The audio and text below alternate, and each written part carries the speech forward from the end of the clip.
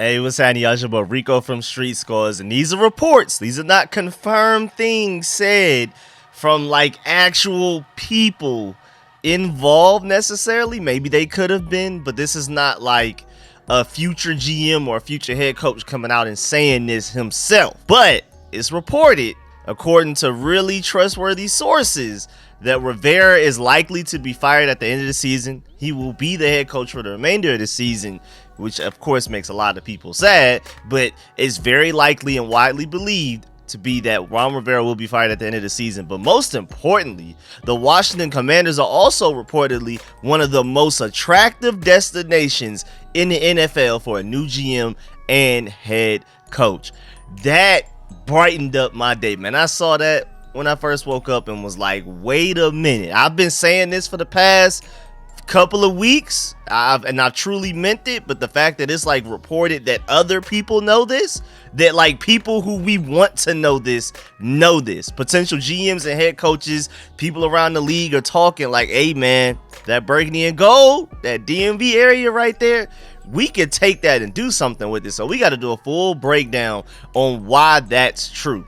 We're gonna do a full dive into the report from where this came from, the exact article from Jonathan Jones at CBS Sports, and then I'm gonna do a full breakdown explaining, like backing up that information. Why are we one of the top destinations for a new GM and head coach pairing? But before we dive into all of that, make sure you stiff arm that like button, stiff arm the subscription button, and stiff arm the bell next to that subscription button so you get notification each and every time I release an informative and opinionated video just like this one. Again, just to repeat, we are back. YouTube is no longer tripping, so we can get the channel memberships going, we can get the super chat going, all of that type of stuff. But if you still want to donate to the CashApp and PayPal, definitely do so. I really appreciate it, man. Appreciate all the support, y'all holding it down for me. Also, again, I'm working on so much content, so I'm trying to just stay consistent with daily videos because I have so many videos I need to work on. Y'all should see this screen I'm looking at right now with all the different windows. Each window is a different video, and it's a bunch of tabs in each window, so I have a lot of stuff I need to talk about and make videos on, so y'all just stay tuned, man. Every time news like this comes out, it just pushes everything else back a day, but it's on the way, man. I'm telling you, so stay tuned. And without further ado, man, let's go ahead and get to it. Let's get it. He's our quarterback for the 5-10 years, and I truly believe that.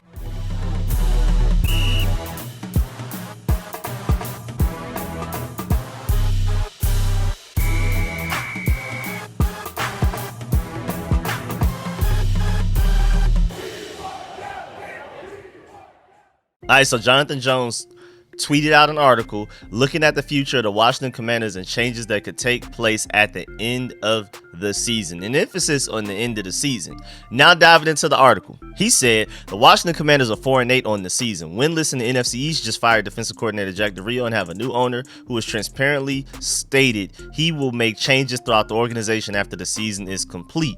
Multiple sources tell CBS Sports that managing partner Josh Harris is inclined to keep Ron Rivera through the end of the regular season, but it is widely assumed that he will not be retained as head coach and the chief of football for the Commanders after the 17th game of the year.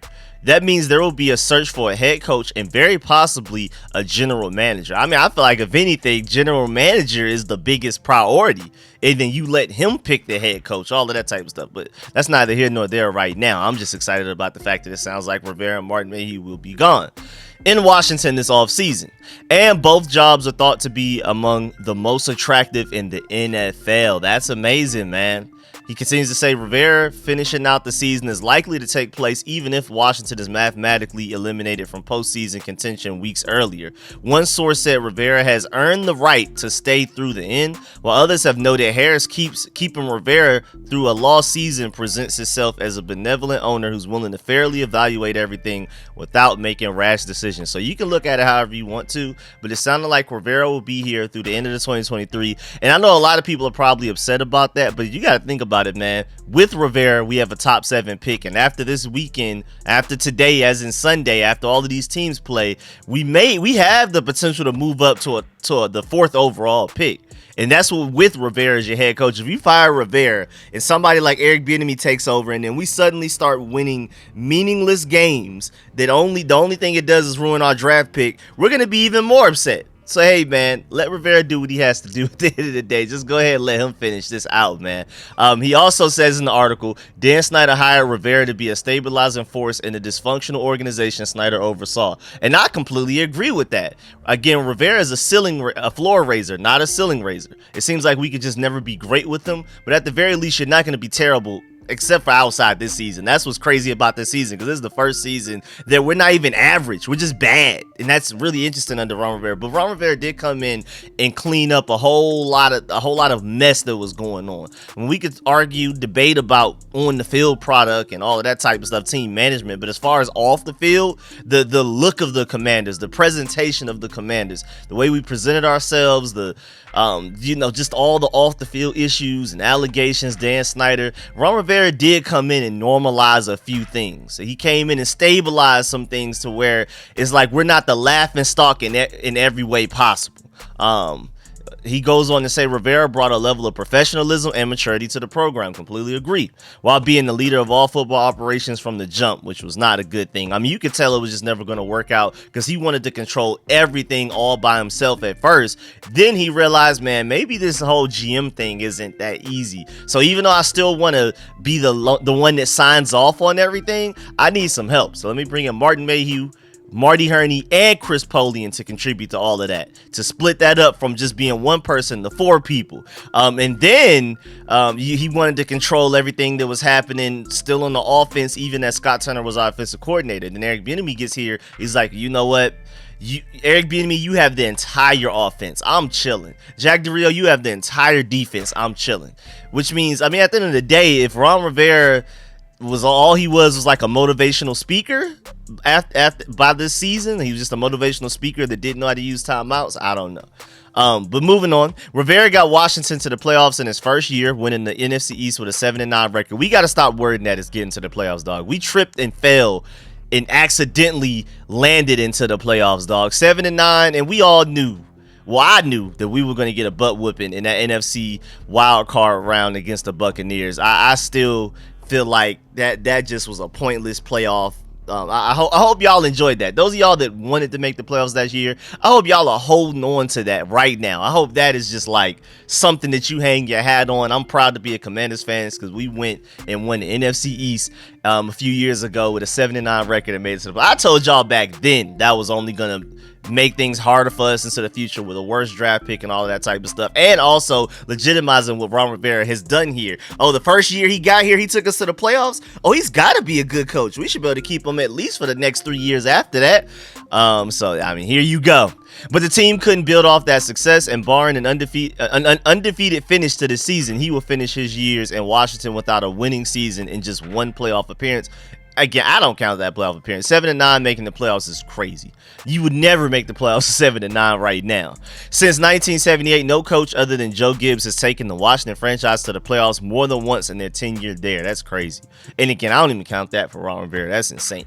Harris purchased the team for a record $6.05 billion over the summer, and the deal wasn't finalized until July. He had no designs on making any changes to the coaching staff just before the season, or in season for that matter at all.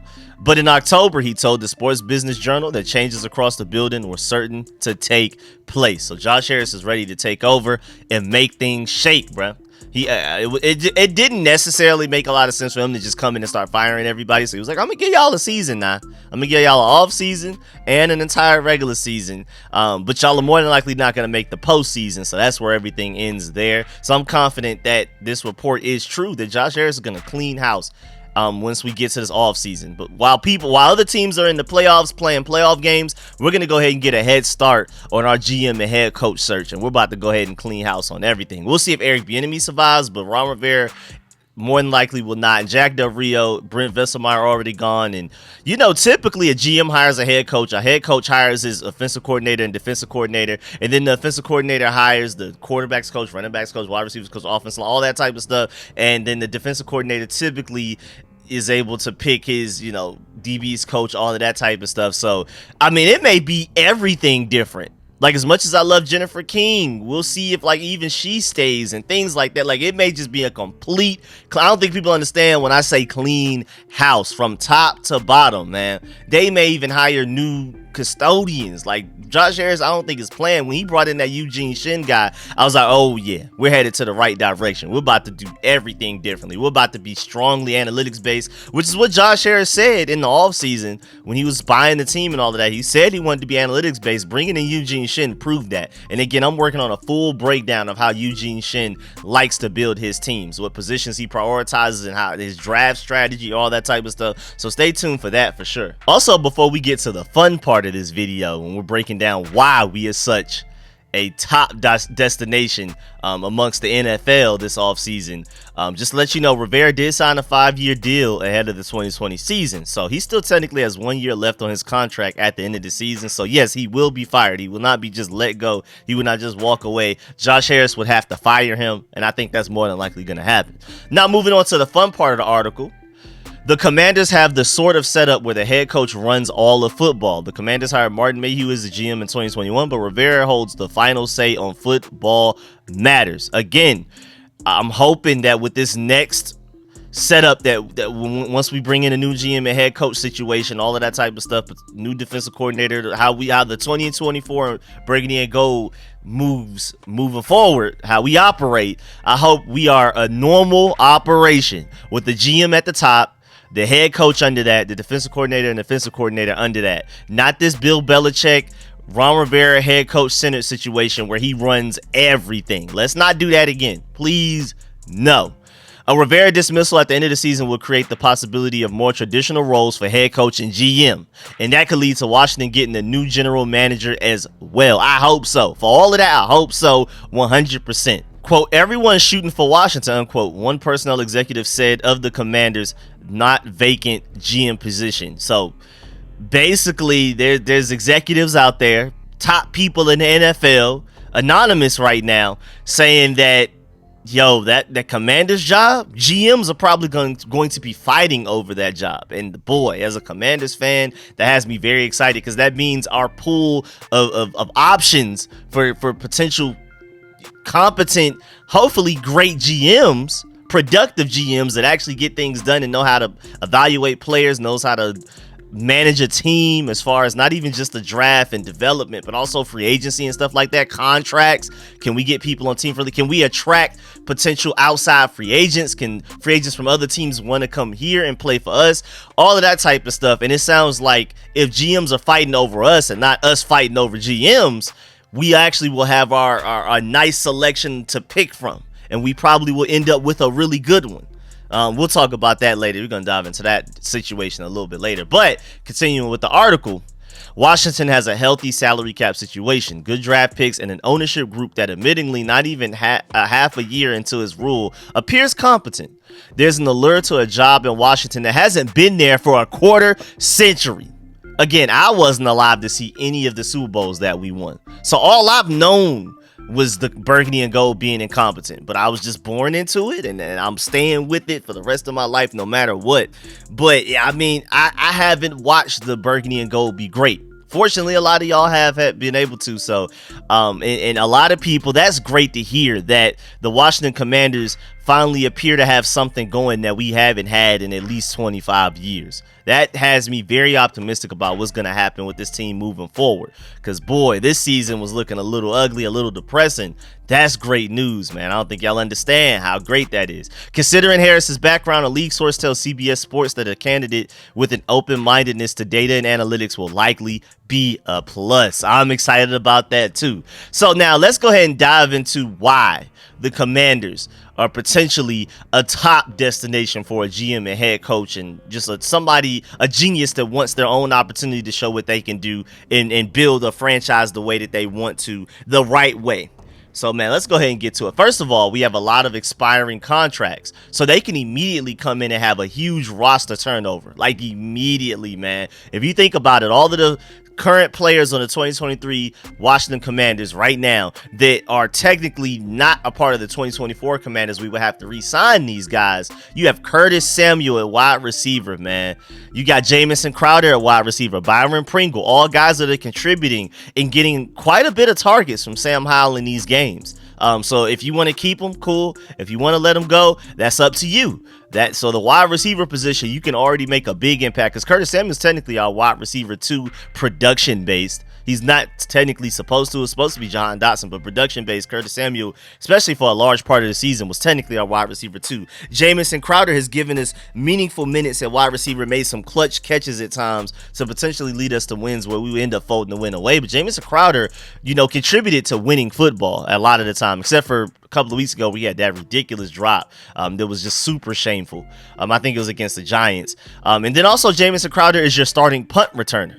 And he's actually been pretty good at that whenever the blocking's been good enough. He's been better than anything we got from Dax Milne, in my opinion, last year. So that you also have control over who your starting punt returner is immediately. I mean, you would have control over all of these things just in general.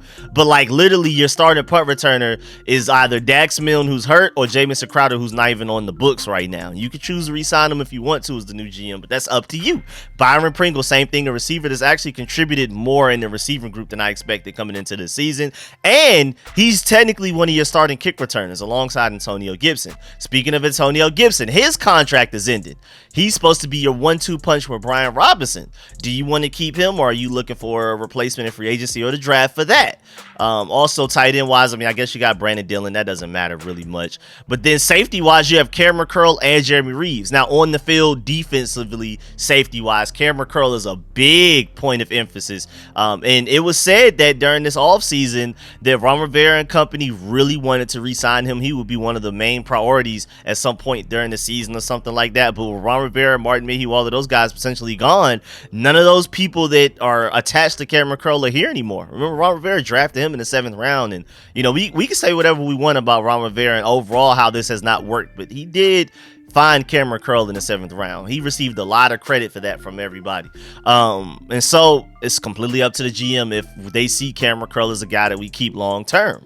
And they're less likely to see Cameron Curl as a long-term option because granted, you can look at the film and stuff, but Cameron Curl does not put up great stats. I agree that Cameron Curl holds this defense together. He's the glue. He's the quarterback of the defense, basically, and we're worse without him than we are with him.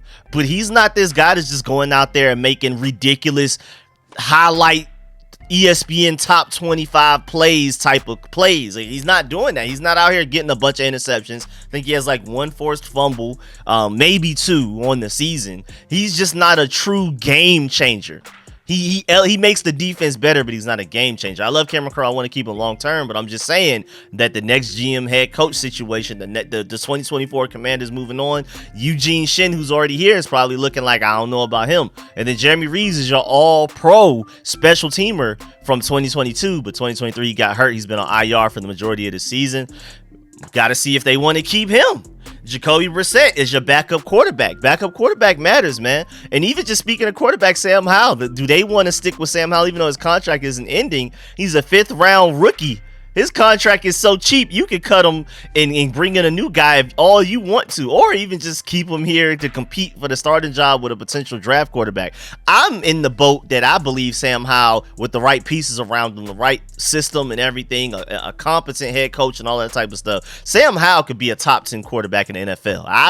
I personally will build around Sam Howell this offseason. At the very least, if I'm a GM and head coach, at least give him this next season where you give him the tackle he needs, get like a Brock Bowers, I would hope, or something like that, completely revamp this offensive line free agency, and with like a first, at worst, 2nd round pick for tackle, get like an elite tight end like a Brock Bowers in the draft, I would hope as well. Do everything you can for Sam Howell to succeed. And then if he does, that's your franchise quarterback. If he doesn't, now you have a situation built to where you can go get your franchise quarterback in the 2025 draft, and you already have everything around him that he needs to succeed. But I think Sam Howell could succeed. But either way, that's an option. But Jacoby Brissett's contract literally expired. So when I'm mentioning these guys' names other than Sam Howell, these guys' contracts are over. Like, it's literally up to the GM and head coach if they re-sign these guys. But most of these guys are unrestricted free agents to where they can go to whatever team they want to. They could just choose to not come back to the Commanders at all.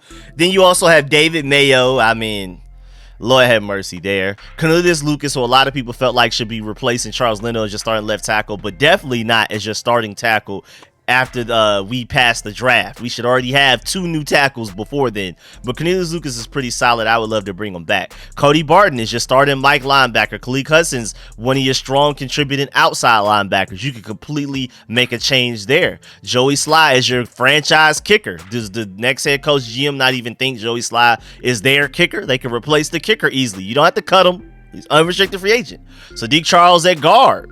Are they just ready to go ahead and do what they got to do? Are they going to trust Chris Paul? Are they going to re-sign Sadiq Charles or sign a guy in the draft? Then defensive tackle-wise, we have some depth guys like David Bada and Curtis Brooks. And then defensive end, Chase Young, Montez Sweat already traded away. And then F.L. Bada, James Smith-Williams, Casey Toohill, the defensive ends until F.L. Bada ended up on IR. And that's going to be an interesting situation because the injury that he got, he may not even be available by the start of next season, which is that's going to make things complicated on whether we want to re-sign him or not. I mean, I guess that would allow us to sign him for even cheaper, but he was already making less than $900,000 this year.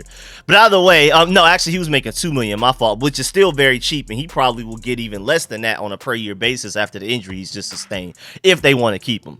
But you know, when it comes to new head coaches, GMs, literally just a complete clean house of an organization, they don't value the backups that Ron Rivera and the old regime value as much as they value. They'll probably come in with a whole new wave of backups. They may not shake things up starter-wise a lot in the first season, but best believe a lot of the depth guys, they're going to think they're smarter than Rivera and company, and maybe they are. Hopefully they are. And will more than likely, you know, typically a lot of the depth positions, that gets completely overhauled. They're not keeping these other guys around that they have that Ron Rivera and them have an attachment to. But either way, off of that tangent, James Smith-Williams and Casey Toohill are literally starting defensive ends right now. Chase Young and Montez Sweat they're gone. Now it's James Smith-Williams and Casey Toohill. Both of those contracts, and they're both unrestricted free agents. So this whole edge rusher group may be completely different this season. And then Kendall Fuller at corner. How you feel about that? One of your top corners. Technically, your cornerback 2 at worst, the way it's been going this season. Are you going to re-sign him? He's going to be like 29 years old, basically, at late 28 years old once we get to the offseason, all that type of stuff. And then Tyler Larson is your starting center right now. So, I mean, there's a lot of starting positions that are literally could potentially just walk in free agency, no matter, even if our next head coach and GM want to keep these guys and re-sign them.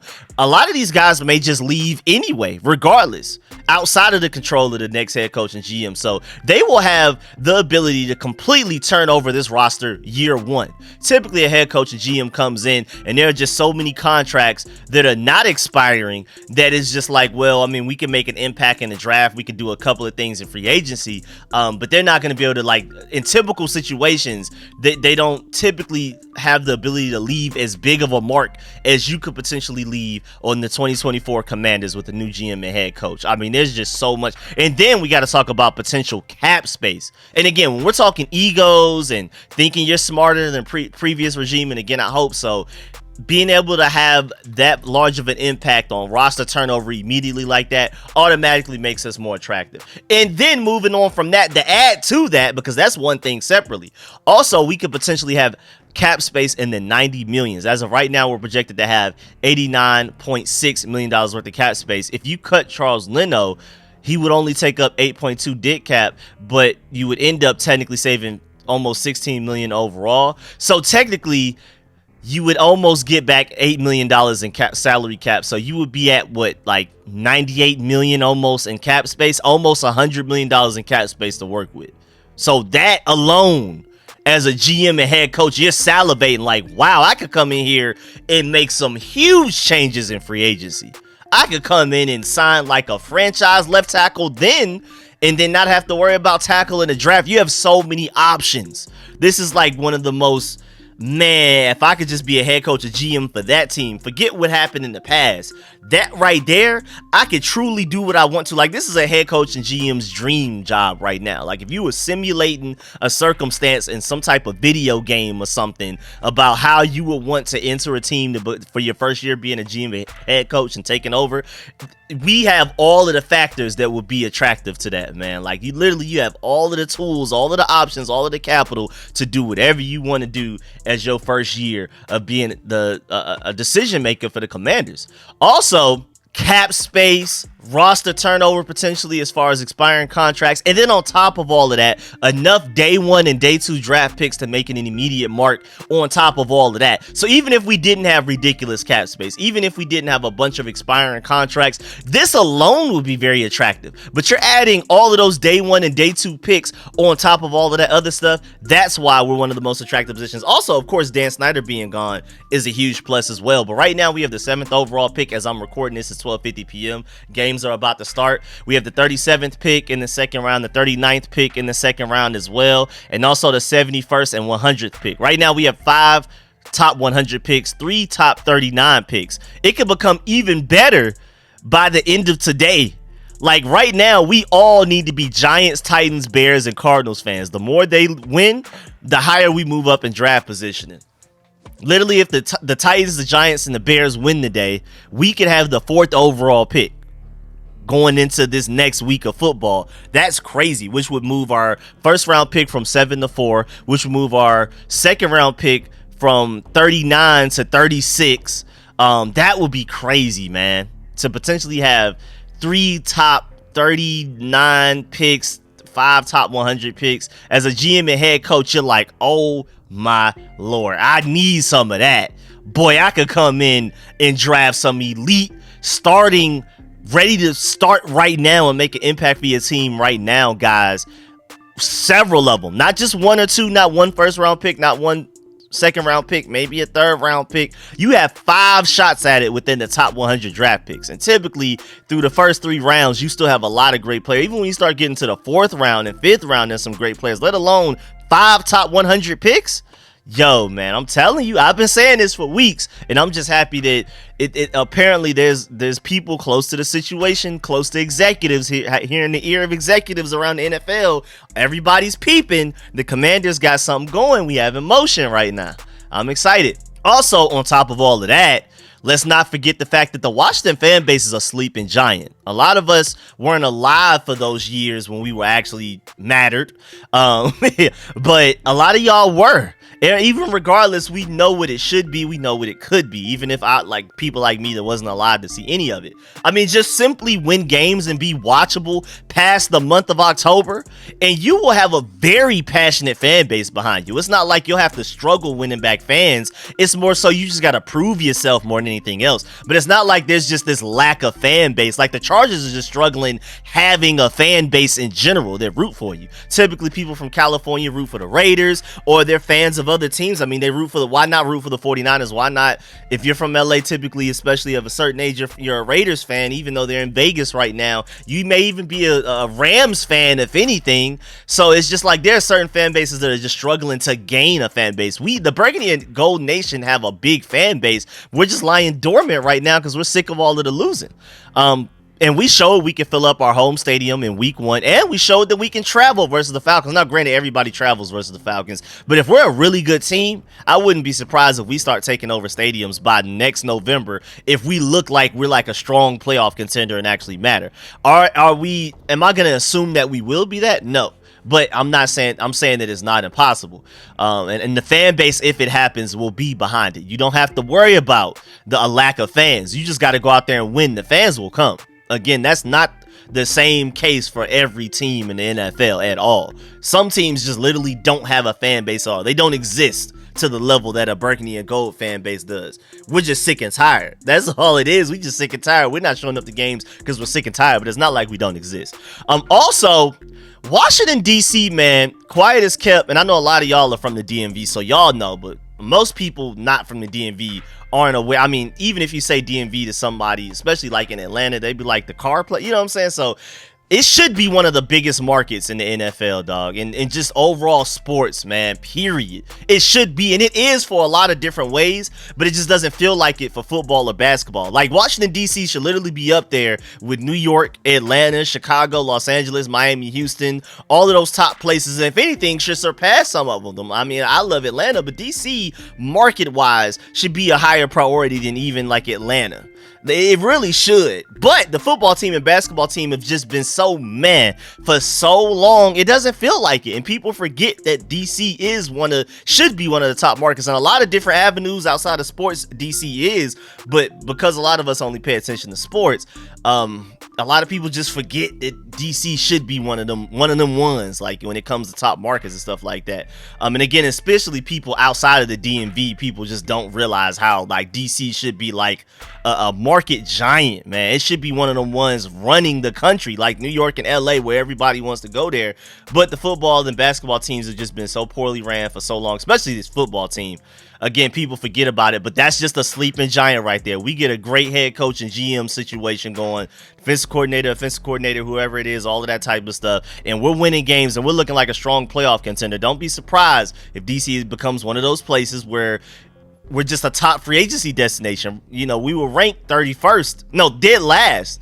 And the last time they broke down and did like the surveys amongst all of the players in the NFL and agents and stuff like that, don't be surprised if we become top 5 if things turn around. It's not the location at all. It's not the city. It's literally just the on the field and technically the off the field product from the football team itself. It's not the city. DC should be thriving for football, but you got to go out there and win. Now moving on. This is also so exciting because remember when we hired Rivera, a lot of us weren't necessarily jumping for joy necessarily because of the hire. We were mostly just happy because who was gone more so than who we brought in. But remember back at that time, we all knew with Snyder still here and, you know, here for the unforeseeable future, we just assumed Dan Snyder was just forever at this point. He just could dodge any allegations.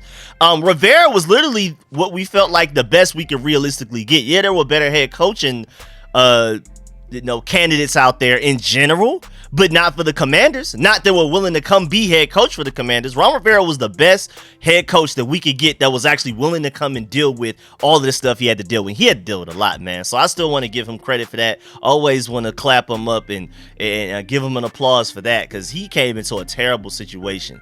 But now, moving forward, the realistic range of head coaches and GMs that actually would want to take over for the Burgundy and Gold is way wider. That range is way longer, man. Like it's not Rivera will be the best thing we could possibly get. That we could actually go for the top guys the way things are shaping up and sounding amongst league circles right now. I'm really happy. And remember, Josh Harris has one of the highest paid coaching staffs in both professional leagues that he's an owner in outside of football right now. And maybe he'll become that in the NFL. But basically my point is he's not stingy. That man will spend money if it leads to more winning. Like if we don't get the top GM and head coaches that we want, that will be because those guys just simply didn't pick us, not because Josh Harris wasn't willing to pay them as much as they wanted. Josh Harris will give up the money as long as it leads to a better franchise. He does not play about that.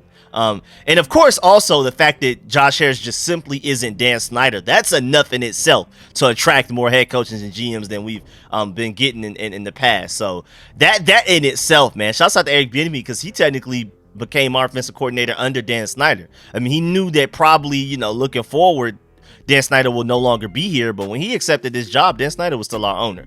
Also, I love the fact that Josh Harris is building this entire organization to be very analytics based, as shown by the hiring of Eugene Shin, which again, I'm going to do a whole video on. So I feel like wherever the data leads us is more than likely where we're going with a lot of our big decisions. So no more prehistoric ways of thinking, well, it worked for me then, it should work for me now, which Ron Rivera did a lot of that. No more of that type of thinking. We're moving purely on what works right now. In 2023 with 2024 and even looking forward to the future, because I'm pretty sure when you're analytics based, you're very future projection based as well. Based on trends recently, what works, let's do that. And let's go ahead and get ahead of that and maybe improvise and change something to where we're the next thing, to where we're one of the best and not just following what's already happened. I wouldn't be surprised if we're that type of team. So it sounds like we should be competitive moving forward. And it's good. It may take some time. It may not immediately happen in 2024, but hopefully this upcoming 2024 offseason is very fun for us. And shouts out Grant Paulson. He says his favorite GM candidate is Adam Peters for the San Francisco 49ers. I definitely believe that's one of the top ones. Head coach, his choice will be Ben Johnson from Detroit. That's definitely at least one of my top 3, probably my number 1. And then he also said defensive coordinator Wink Martindale from the New York Giants. I think that's pretty interesting as well. So, hey, man, that's an interesting combination right there. I definitely want y'all to get in the comment section and let me know y'all combinations. And, of course, I will be working on videos, doing full breakdowns. I'm going to give each one a separate video, too, like the best GM candidates out there, why and why not for each guy, proving the case and also proving against the case. We're going to do a full dive in GMs, so stay tuned for that. Stay tuned for that.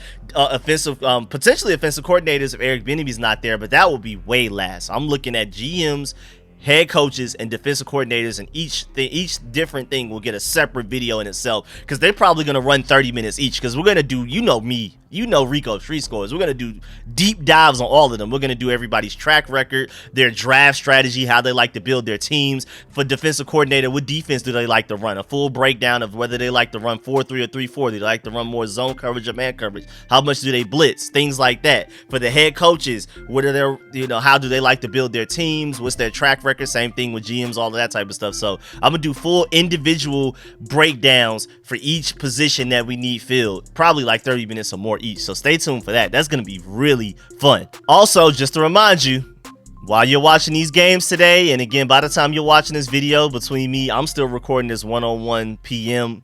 So the games have already started, but between me getting this out later than I hoped, or a lot of y'all watching this video way later, maybe even tomorrow, as in Monday, remember that you need to be rooting for the Giants, Titans, Bears, and Cardinals for the remainder of this season, because we're trying to get that better draft pick on me. But yeah, man, that's the end of this video. Please stiff arm that like button, stiff arm the subscription button, and stiff arm the bell next to that subscription button so you get notification each and every time I release an informative and opinionated video just like this one. Again, I'm working on a video for the top head coaching candidates, the top GM candidates, the top defensive coordinator candidates. I'm doing a full breakdown on Eugene Shin, the analytics guy. First of all, I don't think y'all understand how much of an impact he's going to have on the team. Even with a new GM and head coach, he's going to probably impact on who we pick as the GM, and that GM will probably have complete control over we get his head coach and stuff like that. So Eugene Shin really matters. So I'm doing a full breakdown how he likes to build his teams, which positions he prioritizes, stuff like that. And then again, I'm also working on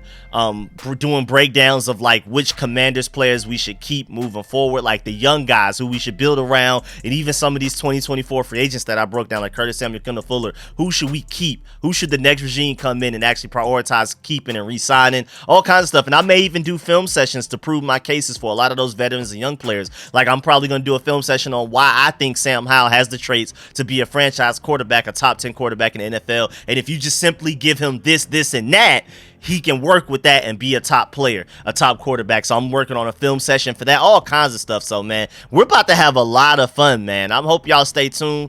Daily uploads coming. And again, now that, we're back, YouTube is not tripping anymore. Y'all can support the channel any way that you want to. Become a channel member, super chat. If you still want to donate through CashApp or PayPal, I really appreciate it, because I'm always going to shout y'all out when y'all do so. If y'all donate while I'm not on stream, while I'm not like actively streaming, and I could just say thank you right then, I will shout you out later, man. I got to, man. Why would I not? So shouts out my boy Garrett for donating like literally yesterday while I wasn't streaming or anything, man. Much love to that, man. Appreciate that donation. Shouts out to all of y'all. And man, I'm happy to be back. Thank y'all for holding it down. Make sure y'all stay tuned for all the content, daily uploads. I'm telling you, it's about to be real fun. Y'all know me, man. I'm Mr. Team Builder himself, the draft GOAT himself, man. We about to get to it, dog. We about to have some fun. Mock draft on the way, too.